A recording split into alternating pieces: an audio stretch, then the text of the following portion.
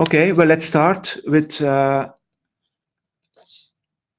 XBRL in general. So XBRL, which stands for Extended Business Reporting Language. What is XBRL not? It will not tell you how, what, and when you need to report financial information. It does not do that. It will just provide a standard mechanism or framework so computers can really understand and compare financial data. So the financial report is generated including what we call metadata. In technical terms, they call it also markups. And this is based on certain standard taxonomies. The standard taxonomies in general, the most common ones, you can have an IFRS taxonomy. You have also US GAAP taxonomies from the FASB. You will have so taxonomies issued by regulators. For example, ESEF will also issue their ESEF taxonomy, but also for other elements, for tax, you can have tax taxonomies, etc. Technically, XBRL is a XML-based markup language. People who know XML, which is often used in transmitting financial data between companies, they will recognize that it's XML, but it's with a markup for business reporting. Maybe also interesting to know is that the organization that is issuing and making sure that this framework is managed and also approved is XBRL organization, an international organization, and you can find that on xbrl.org. So if you now look, but how does it work? Basically, XBRL include one or an XBRL file may include one or several instance documents. An instance document, this can be a financial report. And each instance document include facts. Facts can be a number for a certain line item in your financial report, and together with concepts or elements. Sometimes they call it concept and element, which is included in the taxonomy, and that will provide you the possibility to computers to understand that financial data, and they can compare it with different companies over different periods, irrespective also over of the languages. So language is not a problem anymore. So we'll after show some examples. The IFRS taxonomy. So we have XBRL, and IFRS taxonomy is one element that will be used that is prepared by certain standarding bodies. So the ISB has issued IFRS taxonomy. The FASB in the US has issued US GAAP taxonomies. The regulators will issue, regulators like ESMA or SEC has supplemented also the GAAP taxonomies with specific elements. Very often this is primarily also the identification of the filer, certain filing information, or can also be some regulator accounting requirements. The taxonomy is in translation of the standards. So all the standards, the IES, the IFRS, the IFRIC standards, in case of IFRS taxonomy. So they include everything that is required by the standards, everything that is included in the implementation guidance of the standards, and also the illustrative examples. Also, you will see that the taxonomy have some what we call definitions or descriptions. They will also help you understanding what it means. What it is. We will see that immediately later on, and they will also reference to the exact paragraph in the standard to what this element relates to. The taxonomy also has some what they call common practice elements, and this is really based on the ESB has done doing surveys, they investigating recent filings, and those are elements that are also included. So which is not required or which is not included in the standards, but which is by industry practice or country practice also applied. Oh, let's go one slide back. Okay. Maybe also important to know, every year we have a new taxonomy. So for example, on IFRS, every year in March, April, this year, the 2018 taxonomy was issued and approved in March and made available in March. And this taxonomy is the one that then applies to the year end December 2018. And the approval process is similar like approving standards, what they apply. So go a little bit more in detail how XBRL works. So we had the fact. A fact was a kind of, for example, amount of goodwill at 31st of December 2017 that we have found or that we have identified in the statement of financial position. And this will include, besides the amount, a reference to the valid XBRL taxonomy element, for example, IFRS full goodwill. It will have a context. I will show. It will have a context here, and the context is the reporting period. It will have a unit, which is the euro, and it will have a currency. The unit is a currency and a precision, and that's how we need to interpret the amount. How we need to interpret the amount is, for example, we may have everything in units and we will present it in thousands. So we need to divide the amount by 3.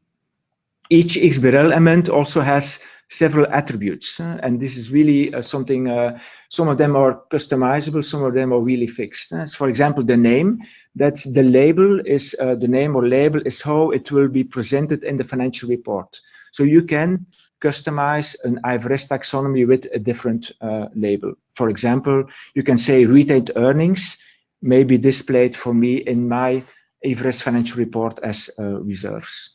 We have the ID. ID is really the XBRL IFRS, XBRL technical ID name. This is something we cannot change. For example, if the source is IFRS taxonomy, it will have a prefix, which is IFRS full, and then a name of the element. If it's company specific, it may be CP or another name. This is normally defined in the reporting manual. And if it's ESEF, for example, it will be ESEF underscore core for core, and then the element. So you will see different things, and that's how you can also identify in a taxonomy what is IFRS related, what has the company added as company extensions. Something I will also come back later on. The definition is really the meaning of the element. What does it mean, goodwill? Why we need to present goodwill? No, it's obvious, but I will give you a certain description of the requirement for this label. The type, an element can be different, can have different types. It can be monetary, it will be an amount. It can be per share, for example, for the earnings per share. It can be share, for example, for the outstanding shares outstanding at a certain point in time. It can be a percentage, or it can also be a text block. For example, we will have to tag the notes as a text block. This is a combination of paragraphs which contains text and may contain also a table. We have the period. That's also something important. Period is balance sheet items will be instant at a point in time, at a certain date. Income statement related items will be duration. It's over a point in time.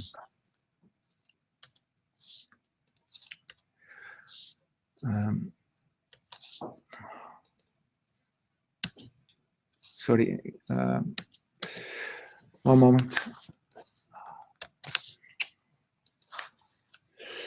Okay.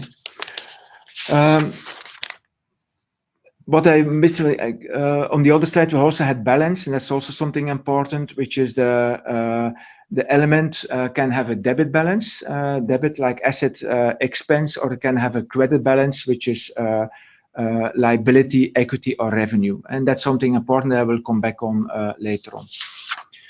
Each element does also have certain relationships, what we call fact relationships. They are technically included, what they call technically as a link base. A link base is a kind of XML file which will define certain relationships. XBRL has several. We have several link bases. A presentation link base, which is how it will be presented in the financial report. A calculation link base.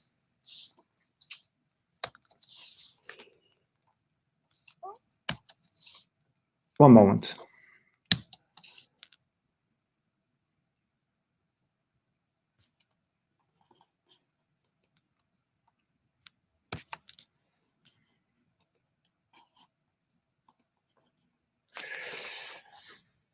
A calculation link base, how it's aggregating. For example, revenue and cost of sales aggregate in gross profit. So, and the calculation database will know that cost of sales will need to be deducted from the revenue to come up with gross cost of sales. And then we also have the label link base with the labels, the definition link base, and also the reference for the standards base. Now let's have a look to a real example. We have here an instance. The instance is, for example, the IFRS financial report. Here we see a table of content of a financial report. That's an instance really showing the financial report. And then we have the IFRS taxonomy. What you see here as IFRS taxonomy, this is the ESEF, the draft ESEF taxonomy that you already see, which is based actually on the IFRS taxonomy. Typically, maybe also important to know that taxonomy will have will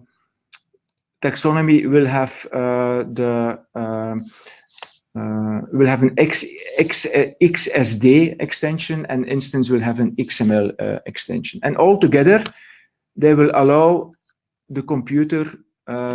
They will allow computer to really read everything. The computer will combine the taxonomy and the instance and will be able really to read and understand this financial report and start working with the data.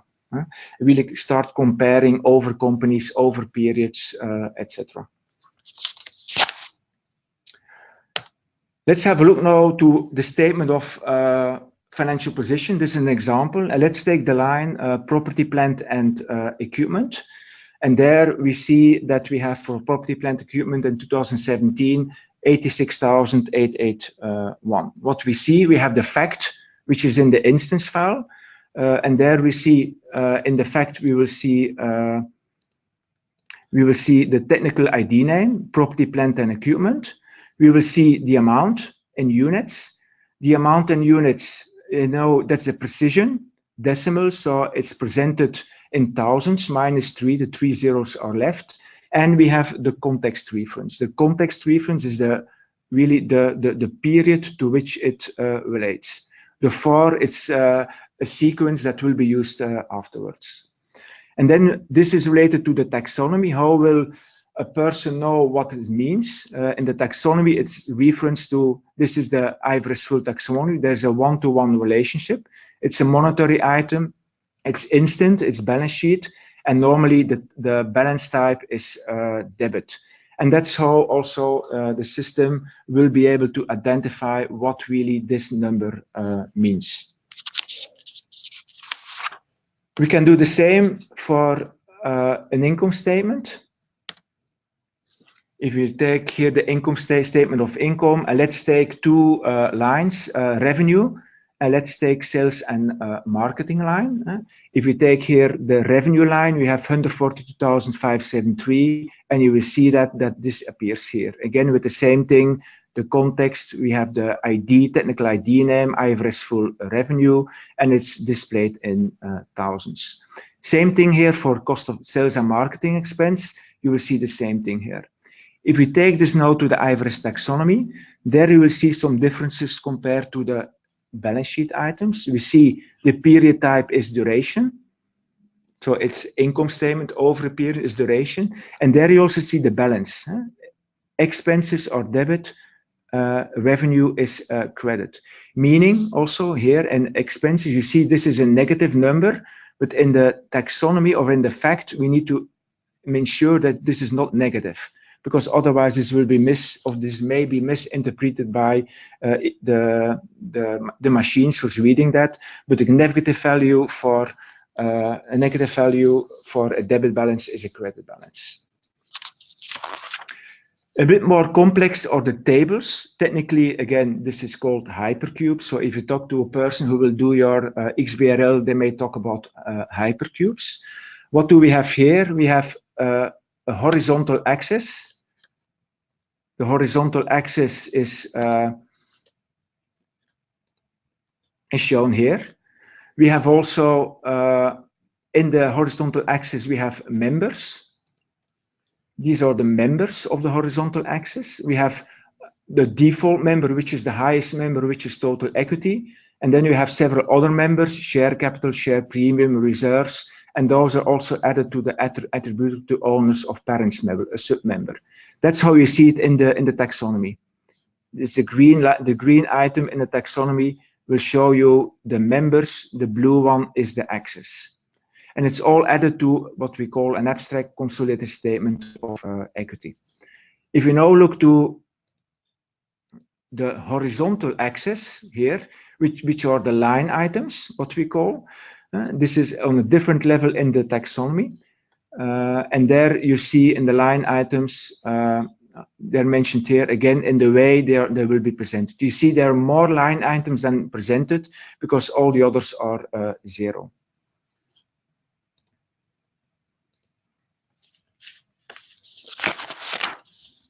When we look again, we will translate this in how it's really presented in the XBRL. So we have the same table here, but let's take the number 820,000, which is for equity settled share-based payment expense.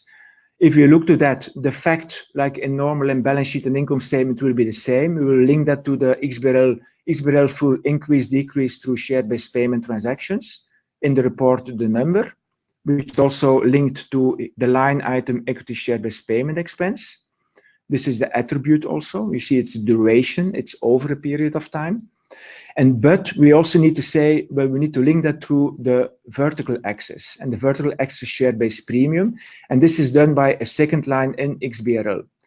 Now you see here the IFRS axis components of equity axis and with the share premium member. How it's linked, this is linked to the context reference, the period 2017 and the sequence number 274. And that's how in XBRL this will be linked. If you would go once into the details in the XBRL file itself. A bit more different are text blocks. So the notes we will have to tag through text blocks. This is a bit different. It's only a string. It's paragraphs. It will contain also formatting, and it can also contain tables. So a note, for example, about the business combinations will include also the tables for the business combinations. And this is a bit different, where you see that the fact is, if I go back one slide, where you see that the fact is a contents of, you see different numbers. This is really formatting, where you see here the text appearing. Okay. And here you see also the text block item in the type. If you look to the type here, you see text block item to identify this is a text block. Okay, that's a bit the basic understandings. If you want to know a bit more, you can go to some interesting sources. There's, of course, from ESMA, the ESEF reporting manual, which is available on the ESMA site. Just Google it. It will contain some basics for the preparers, also some interesting information and attention points.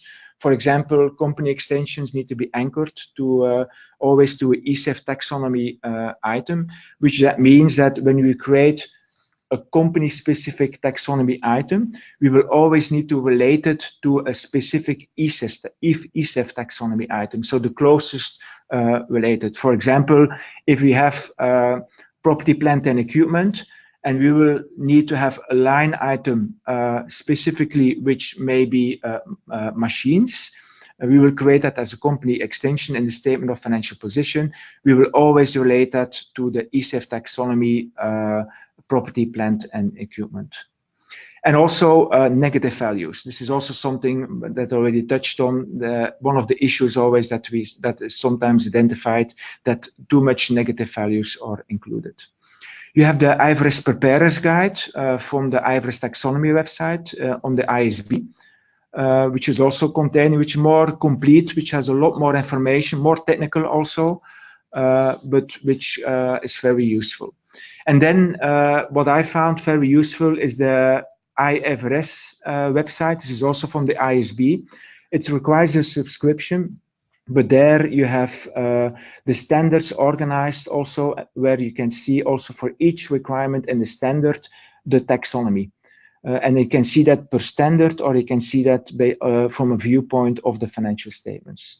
And of course, if there's other questions, you can always contact FinVision. Okay, about the ESEF requirements.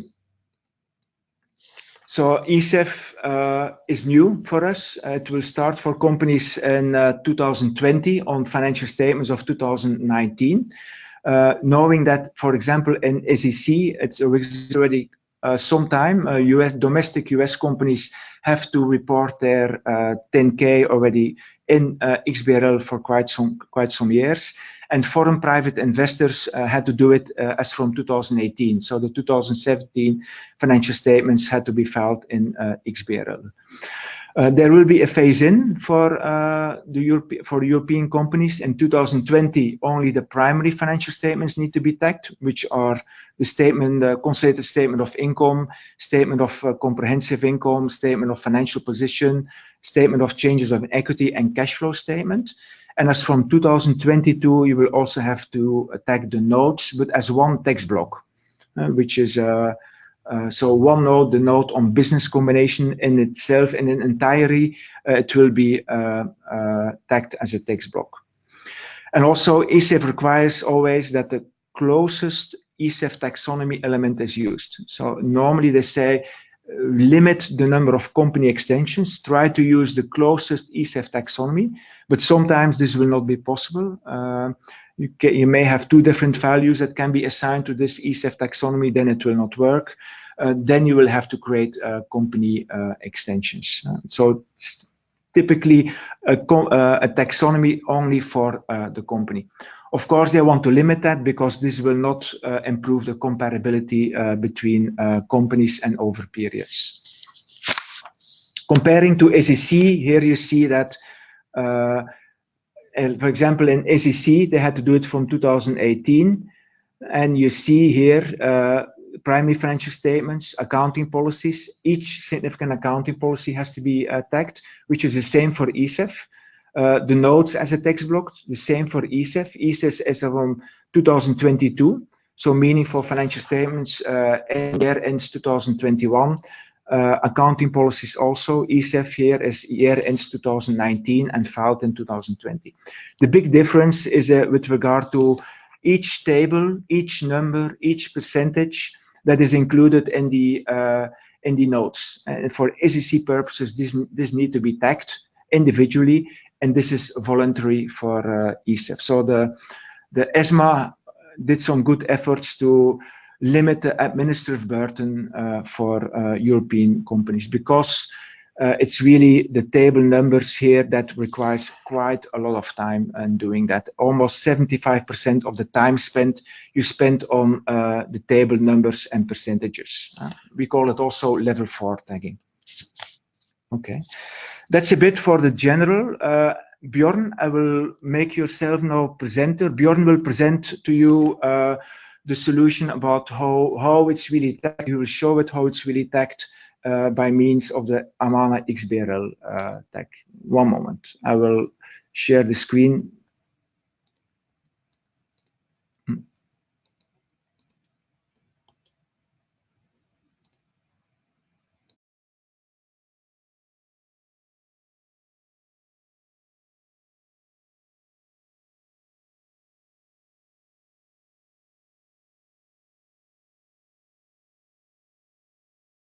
Okay, good morning, or the other way around. Good afternoon, everybody. Happy to be here. Thanks, Sam. Are you seeing my screen already? Or Yes, Bjorn, we see it. Okay, perfect. My name is Björn Bielisch, like Sam already said. I'm working at Amanas, which is a consulting and software development company. And Sam already gave a short introduction, so I just keep that quite short. So we do have a couple of XBRL solutions in general. So since we're involved in the SEC filing in a couple of companies, and especially for ESEF 2020 coming up, this is also one of our main topics in the next couple of years regarding the development. Since there are, of course, like quite a number of companies involved or affected by ESEF, we do have some bigger solutions, which is Smartnotes, which is also a redactional tool, which will be shown to you by Anouk afterwards, or in a couple of minutes. We do have an XBRL cloud solution, which is a quite fancy and handy tool to create an XBRL instance or an iXBRL instance in the end. What I'm going to show you now is the so-called Amana XBRL tagger. That's for all those companies who don't want to use any kind of redactional tools. You just have quite a small number of people working on the report. It's a web it's a tool which is also included in the cloud as a web portal, but also as a standalone, and that's what I'm going to show you now. So Amana is one, or actually the only one, the only company in Europe which is developing their own XBRL processor. And it's certified by the XBRL organization, the International XBRL organization. So you do have quite a unique solution here when you're working with Amana. And the idea of the Amana XBRL tagger is that, of course, all the, or nearly all the reports will be actually written in Office, meaning in Word in the end, or in InDesign when it's done by a layout agency, for example. So all these different kind of source files, they can all be imported to the XBRL tagger regardless of the source itself. It will also, or it can also be a PDF file if it's a natural file, not a scanned one. So all the contents and all the different source files can be included to Smartnotes, to the XBRL tagger itself. And it doesn't matter in which language the report is actually written, because we are analyzing the contents of the source file, and based on the information which is shown or included, it will be automatically transferred and evaluated by the tagger itself. The idea, of course, is to have a tool which is quite easy to use, quite handy to use, because you don't want to get involved with such a big solution when you're just doing a tagging once a year, for example. So that was the main focus of the development itself, on the one hand. On the other hand, of course, the XBRL tagger should be, or is capable of dealing with different kind of taxonomies which can be included. So it can be an ESEF taxonomy based on the IFRS. It can be a local gap from South Korea, from Asia, from the US, or any other taxonomy. So it's quite a generic processor which can interpret any kind of taxonomy which is imported to the tool itself. So it's not like with other companies which have quite direct programming and must change and update the tool itself when a new taxonomy is involved. With the XBRL tagger or our solution, you always just update the new taxonomy, upload that. We're completely not involved in this kind of process, and then you can just like start tagging itself. So that's all of the introduction, which is quite longer than actually I wanted to do or wanted to keep it. When you have install the tagger on your computer, just like you do have this little Amana XBRL tagger icon, you just double click and you do see this kind of content. On the left side, you do see the Word document, and here you can actually see, or will see, the content of the report that you're importing. I will do that. It's a sample report showcase for Vision. I open that, and Smartnotes first of all needs some basic information for the instance which will be created in the end. So this can be the lay number and FinVision showcase, for example. So we want to, of course, create some extensions in there, and let's take English. That's the main language of our report. And there are some basic other informations like what's a number scale, what's a monetary information, what's a number format, etc. We just click OK, and Smartnotes now analyzing the report and will automatically show all the contents and all the tables included as a drop-down menu. So you've got all the chapters. You do see all the tables which are included here in the sheet table tagging.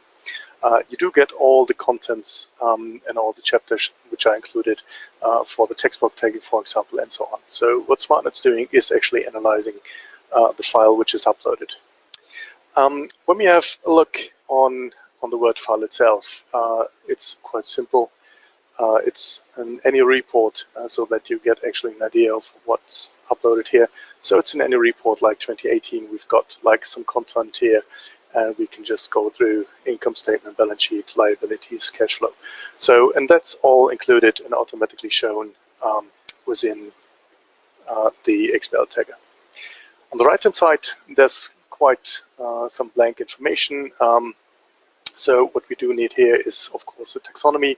We can import this one, load this one, and I just push open, and now the taxonomy, which I've downloaded to my computer, is now shown here on the right-hand side. The taxonomy itself, for those who haven't seen that before, is actually like a plan of accounts. So to say, when you go to 21 4x0, for example, you do have statement of financial position, for example, it's assets and equity liabilities, and you can just like open it up, and you do have all the line items that you know also part of your report. So the idea, of course, is when we just go to the liabilities, for example, the idea is to tag any of these concepts, these yellow highlighted descriptions, to any of the line items here on the left-hand side. Of course, you could do that one by one, but we developed actually a so-called Harry Potter bot. So it's an auto tagging, which is, yes, I'd like to tag the whole table, which helps you out and which is taking a lot of work from you. So we just auto tag all the line items in the table itself. Some notes shouldn't be, we can just remove those. And you do see that we do get some information. This is connected at the moment to some basic content. It will be further developed. There's some bit of artificial intelligence already included. We do still have like 2 years of time until all the content needs to be updated. So there is some progress in development really going on. If you, after the first tagging, of course, you can just go on. You see you've got some other liabilities here for the non-current items. So other non-financial liabilities, you can just go here and just drag and drop that to the current and the previous period. And now these tagging has been actually included. So now this table, now the cell financial liabilities, is connected to the concept of other non-current liabilities. So you see it's quite easy actually to drag and drop the concept information from the taxonomy to your report. The other thing what you actually have to do is you have to define the table properties on the one hand. So you just go there and drag the abstract, so the information of what kind of table is actually included, and you drag that to the table properties. So now the XBRL tagger knows that this kind of tables, the liability tables, contains all the concepts and all the information of the liabilities abstract on the right-hand side. So that's actually is. Quite easy, quite simple, so easy to do. The point is, when you do have some contents which are not, or in your report, which are not part of the taxonomy, you do need to create some so-called extensions. You can just mark any kind of cells which need to be extended, and you can just include that. And sorry, wrong button. You can just you see auto tag with extensions like the whole table itself, or you can just define any kind of untagged cells, or you can also define certain kind of cells which are actually currently selected. Another sheet will show up. You see taxonomy extension properties, and the within the ESEF filing there's a definition that you can just like create a concept, but you have to actually show or define where this concept is actually anchored. That's so-called anchoring. So you do have to connect that with any kind of concept or anchor in the taxonomy. For that, I'm just drag and drop the abstract information to the taxonomy extension properties, and that's actually it. So building or defining an extension is quite easy using XBRL tagger. It's always, when you talk to other people, it's, oh, it's an extension, we have to create extensions. So, so don't get scared about that. Using this kind of software is quite easy. So all the content is actually enabled. After that, after creating all these informations, I can just save that, and I can automatically validate my whole situation. You do see all my concepts, all the taggings are valid. If they're not, you do get a kind of hint what is wrong when you do get, or when you're tagging twice the same kind of concept, you get a hint. So you always can be sure to get a valid instance by using this validation functionality of the XBRL tagger. When all is valid, in the end, you can just create an XBRL instance by pushing this kind of button. You can choose what you want to do. Okay, would like to see some previous taxonomies. We want to include the extension, etc. And in the end, you can choose a save folder, generate and validate the XBRL instance.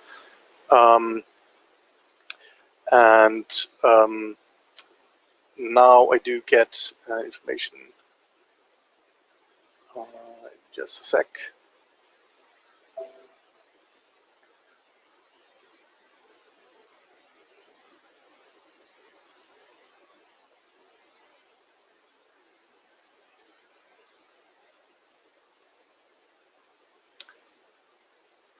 I tried this a couple of minutes ago. That's why it's quite strange that it doesn't work.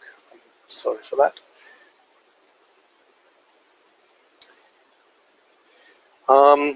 I'm not quite sure where it comes from or what it is, because like I said a couple of minutes ago, it worked.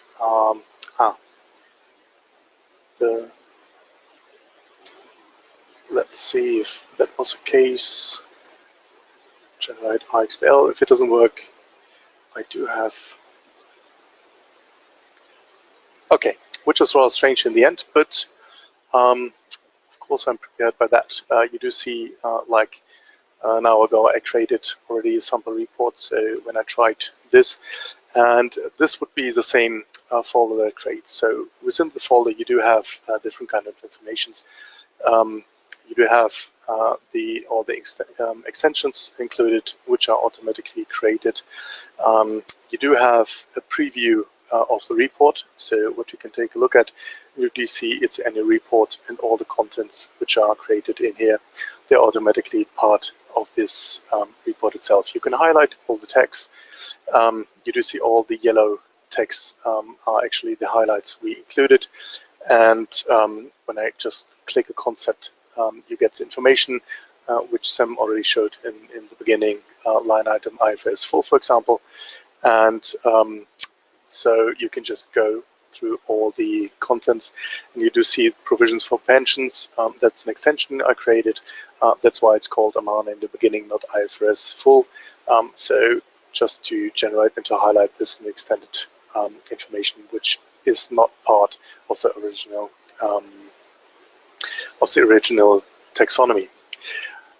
I just leave this alone, and the last question, of course, is what contains all the what about all the taggings which are included? Of course, they are saved to the word file itself. And the question is, what happens if I actually change this sample report or my word file afterwards? You don't have to recreate all the tagging, so it will be automatically saved, and Smartnotes will save all these changes. So I just include a new row quite quickly, Fin Vision Showcase, and I just include some numbers 1, 2, 3, 3, 4, 5. And when I push save and I reopen, I just close the tagger and I reopen the Word file itself, just to go from scratch. We will see that this line item I included to the Word file is automatically included also here in the XBRL tagger. So none of these taggings, which are actually Vision Showcase, there it is. So none of the text you include into an Excel, into the Word file will actually get lost. So when you do want to do some updates, that's also something you can do quite easily. For all the text block taggings, you do have this function on the right-hand side. You can choose any kind of these description text block. You can just drag and drop, and this will be automatically connected and combined. I could show you a lot of more, but since we're short on time, I just say thank you, and I'll leave it to Anouk and to Sam to take it from here. Okay, thank you very much, Bjorn. Interesting tool. It's brand new, and it will certainly help a lot of companies to do it in an easy way. Let's now go to another tool that that Anouk will show, which is a bit different, which is a disclosure management tool with XBRL features. But Anouk, I will make yourself presenter and will give you the word.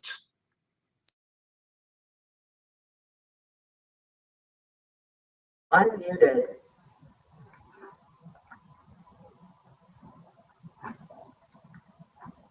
Good afternoon, everyone. I will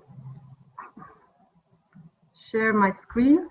In fact, there is also a second tool which is called Smartnotes that has been developed also by Amana. And in Smartnotes, there are also XBRL features embedded. But Smartnotes is a broader tool. It's in fact a full disclosure management software that has several benefits and features, like roll forward capabilities. You can work in multiple languages and so on. But I will give you a look and feel of how the XBRL tagging is done in the Smartnotes system itself. So I will switch to the program. So Smartnotes looks like this, where you have several chapters. And each chapter can contain Excel files and Word files. Just to understand how the XBRL is working, you need to know that the figures are included in the Excel files. So here, for instance, I have opened one, and then you see that it is locked by me. So I have opened the Excel file statement of changes in equity, which is this one. And so here you see that we have included the numbers. And then on the other hand, you have the Word file, which coincides with that. And that's this one. So here you can add text, just like in a Word, and then you can insert a table, which is coming, in fact, directly from the Excel file. So this is important to know before we can move on to how the XBRL tagging is done. First, I will show you how you can import the taxonomy in Smartnotes. So if you go to Tools, XBRL Taxonomy Management, then you can here make a group, and you can here upload the taxonomy. And so by checking in the XBRL taxonomy, you can select a file and open it, and then it's included in your Smartnotes. And as from then on, you can start, in fact, the tagging. If you want to tag the figures, then you refer back, in fact, to the Excels, and you go to XBRL mapping. And you will see here, in fact, all chapters again. Here on top, you can scroll through the several chapters. And for instance, if we take again the statement of changes in equity, you have here also the periods that are included in the Excel, current year, prior year, or even 3 or 4 further years. If we then take, for instance, the current year, and I refer back to the example that Sam gave in the slides, you have the 820 here, which is in this case now already tagged. But the tagging can, in fact, easily be removed by right-clicking and then remove tagging.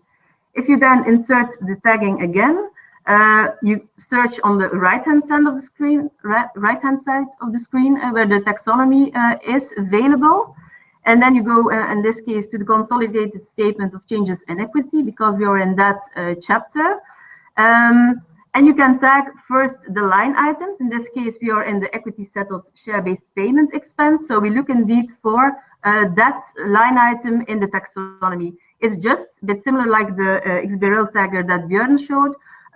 Just drag and drop it, and it's included then here. So you can see here the increase, decrease to share-based payment transactions, which is the line item. Now you will see that this is colored green. That's because we have now already tagged the line item, But like some explained, if you have tables where you have line items in combination with columns, which are in fact the members, then you should also add a member. And then you have to go to the axis where you can choose the right member. In this case, it's a share premium member. So again, we drag and drop the share premium onto this one. You can, in this case, you can choose to also apply it on other line items, but as it's only one field that I want to tag now, I put no, and then it becomes pink, in fact, because there are a double tagging being the line item in combination with the member. And then you can see here that indeed the member is the share premium member that we have added now. You also see that there are a number of items which do not have a tagging, because these are also not shown in the real report. These are 0 in this case, and also at the 1st of January, often that is already tagged as the December 31st of previous year. So we should avoid also double tagging, and therefore not all items are have a color, but those that are tagged have the color green or pink, depending on whether there's a combination of line items with members or not. That's for the tagging of the figures. You can also tag text. So in the later stages for ESEF, you will, for instance, also need to tag significant accounting policies or basis of preparation. And that you have to do in Smartnotes in the Word file itself. So I now, for instance, open the basis of preparation. How do you tag here? You just select, in this case, the entire note. And then you go to Smartnotes, insert the XBRL text block tag. You again search for the basis of preparation and insert tag. And it's already included here. You can see that this has become or is visible now, and because I have put the tagging on it. Removing the tagging can be done by design mode, and then you right click, in fact, and you remove the content control, and then the tagging is gone. Yeah. So that's in fact how it works here for the word tagging. Smartnotes also has the possibility or the feature to ask or make a report. In the report data sets, and then an Excel file is generated, which I have already opened here now. And that gives you, and for instance, here I put a filter on the consolidated statement of changes in equity, but all of them are included. And then you see, in fact, each item that is included in a certain table on which there is a tagging. And this tool can be very useful to, for instance, check the completeness of the tagging. If you see, for instance, that here there are a number of items which do not have a tagging, so that are blank, and when you put a filter on it, and then you say, okay, these for your file, you can say this is logic because these are 0 in each year and for each member, for instance, or like these, okay, these have been reconciliations that have been included in Smartnotes just for validation, but that are not part of the actual report that is shown. And so therefore, they should also not be tagged. So in fact, there's a tool that is quite easy to use and to verify the completeness and the accuracy of your taggings.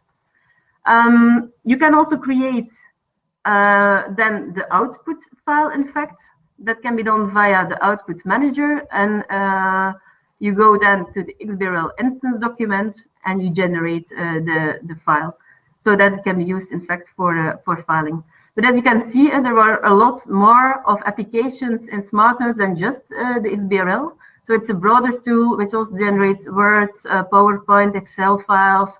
But that gives you a little bit the look and feel of how Smartnotes is working with the XBRL tagging. Okay, thank you very much.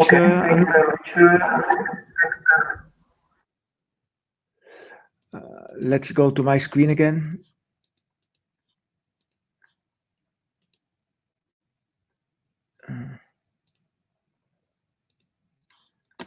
Okay.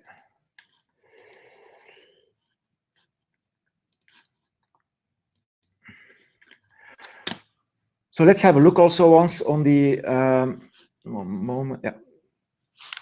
Nope. Moment. Yeah. Let's have a look once to some practical experience that we want to share based on what we did. I think an important one is the financial reporting process. So how does it impact your financial reporting process? And basically, you will have 3 stages. So first of all, I think you need to embed it in your financial reporting process. So consider it as part of the closing process and don't consider it as an add-on or something that goes beside your financial reporting. Is really embedded together, but it will impact each other. And we have 4 main stages: the mapping, where we will map our IFRS reports and each line item with taxonomies and see where we have gaps.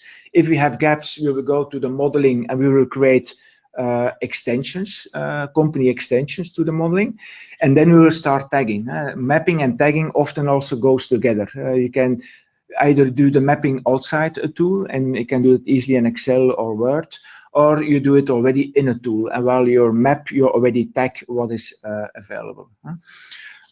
Typically, what you see here is that so it's related to reports, consolidated reports at the year ends 2019 that will be filed in 2020. I think those will fall under the XBRL. I think that was a question that was raised by one of the participants. So it relates to the 2019 annual report, but only the financial statements in the annual report that will need to be filed in XBRL in 2020, for in that case in Belgium, by no later than 30th of April 2020. You see that we have added also some estimates for you based on our experience. I think with mapping, it will take 3 man days up to, I put a bracket, and it really depends how you have built your IFRS report and whether or not it's really customized compared to the IFRS taxonomy and the IFRS requirements. So I think it will be at the minimum 3 man days. The modeling will be 1 man day. I think the number of extensions for ESEF company extensions should be limited. Normally, company extensions are really coming from the level 4 tagging, like for SEC, really coming from that. For example, at Materialize, we had 400 company extensions, which is in line with the average for a US filing, so which is quite a lot and which requires a lot of time. The tagging, it will take 2 to 3 man days, the dragging and dropping, but dragging and dropping does not really take so much time. It's very easy. You have seen it through the tools, but it's really reviewing the validations, and there will be validation errors that you need to solve. Either it's an error in the modeling, in the taxonomy, or it's wrong tagging, etc. And the filing itself goes really easy. So I would recommend two things: is really before the filing date, keep at least 1 week where you freeze the financial report. You don't make any changes anymore, so you can finalize the XBRL because it needs to be filed together. But also in the year 2019 and the second half, already prepare your 2019 IFRS report framework, so with the comparative numbers, and start already doing the mapping for what you have there. So you can do already a lot of work for mapping in 2019, and then your work will be more limited in 2020 when you actually need to file. Just for information, for SEC, normally, the number of man days is significantly more. On average, it will take 12 to 16 man weeks to file an SEC with level 4. So it's really the level 4 that requires some numbers. Of course, these numbers are some estimates. Okay, we're almost to the end, so let's go to some other things very quickly. Limit the number of company extensions. So that's something I already explained. That's very important because company extensions will have an impact on your time spent always. It makes it more difficult, more complex. Certainly, if you do company extensions on tables, that requires a bit more knowledge also on XBRL. The negative values, pay attention to that, to duplicate values also. Ensure the XBRL tagger has some IFRS knowledge, so he understands what it means, the tag, so it will avoid certain errors. Also, what I noticed is sometimes you have the intention to include more information in the notes than required by IFRS. So challenge really the team and the auditors, because often those additional information is company extension that we need to create. It's not exactly required by IFRS, or so it requires company extension and again more work. And ensure also there's a proper quality process and understanding of the validation errors. Even if you outsource the work, I think you should have a quality process inside the company to validate it, because you are actually finally responsible. So I think we are at the end of the session. It's also 5 o'clock, I think, exactly. We had one question, I think, one question I answered already, which is it the annual report of 2019 or the annual report of 2020 that falls under ESEF? And it's 19 report that will be filed in 2020. And one other question also that was raised is, does the XBRL report needs to be audited? The answer is it's not clear yet. Probably what we understand, there will be a decision made mid-2019 whether or not an audit opinion on the XBRL file is required or not. But I think for the long term, this will be something that will be included, because when we file the full financials in iXBRL, normally there's no need anymore to have a PDF file. So there I would expect that an audit report may be included in the long term. And knowing already that in Netherlands, this is already the case. So that's a bit for the webinar. I hope you had a first understanding or a better understanding of XBRL and how tools can help you with this. If you would have any questions, you find on the slides the contact details of myself and my colleague Dieter Engelen. So don't hesitate to contact us, and we will send you the slides also afterwards. Thank you very much and have a good evening.